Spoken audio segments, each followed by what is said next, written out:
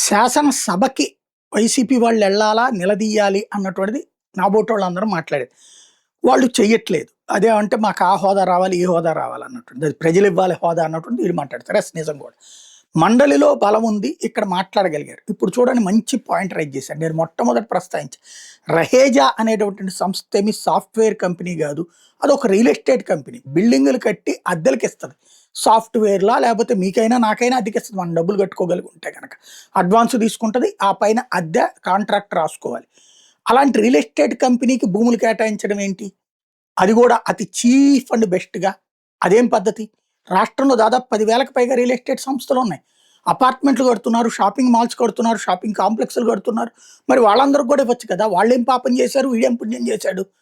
అన్నటువంటిది. రహేజా అనేటటువంటి సంస్థకు భూములు ఇవ్వడం ఖచ్చితంగా పచ్చి తప్పు. ఎందుకంటే వాడు కొనుక్కోవాలా. ఇప్పుడు రియల్ ఎస్టేట్ వాళ్ళు ఆళ్ళు భూమి కొనుక్కుంటున్నారు. వాళ్ళు దాంట్లో బిల్డింగులు కట్టుకుంటున్నారు. పర్మిషన్‌లకు కోట్ల కోట్లు డబ్బులు పోస్తున్నారు. నాలా పన్నులు కడుతున్నారు. అంతా చేసిన తర్వాత వాళ్ళు అద్దెలకి ఇచ్చుకుంటున్నారు. లేకపోతే అమ్ముకుంటున్నారు, చేస్తున్నారు. అలాంటిది రహేజా వాడికి వచ్చేటప్పటికి ప్రభుత్వ భూమిని అప్పనంగా అప్పజెప్పడం ఏంటి? అదే విషయాన్ని మండలిలో వైఎస్ఆర్ కాంగ్రెస్ పార్టీ నిలదీసింది. అబ్బెబ్బే బోల్డన్ని ఉద్యోగావకాశాలు ఆళ్ళు ఇచ్చేస్తున్నారని చెప్పి పోచుకోలు కబుర్లు చెప్తున్నది ప్రభుత్వం. ఏం ఉద్యోగాలు ఇస్తారు? లూలు వాడు గనక వాడి షాపింగ్ మాల్‌లో ఉద్యోగాలని చెప్పినట్టుంటది. షాపింగ్ మాల్‌లో గుమస్తాగిరి ఉద్యోగం ఇస్తే దానికి భూములు ఇస్తారు. లేకపోతే స్విగ్గీ, జొమాటో, ఓలా వీళ్ళందరికీ ఇవ్వండి. లక్షలాది మందికి ఇస్తున్నారు ఆళ్ళు ఉద్యోగాలు. వాళ్ళందరికి కూడా తలా ఒక 1000 ఎకరాలు ఇచ్చేసేయండి. ఎందుకంటే రాష్ట్ర వ్యాప్తంగా చేస్తున్నారు. ప్రతి ఊళ్ళో తలకు ఒక్కొక్క 25 ఎకరాలు, 50 ఎకరాలు ఇచ్చేసేయండి. మనం అప్పనంగా ఏమైనా చేసేసుకోవచ్చు కదా! దోచిపెట్టేయచ్చు కదా! ప్రజల సొమ్ము అన్నటువంటి ధోరణిలోనే ఉంది కదా! రహేజా అనేటువంటి దానికి ఇవ్వడం ఖచ్చితంగా తప్పు.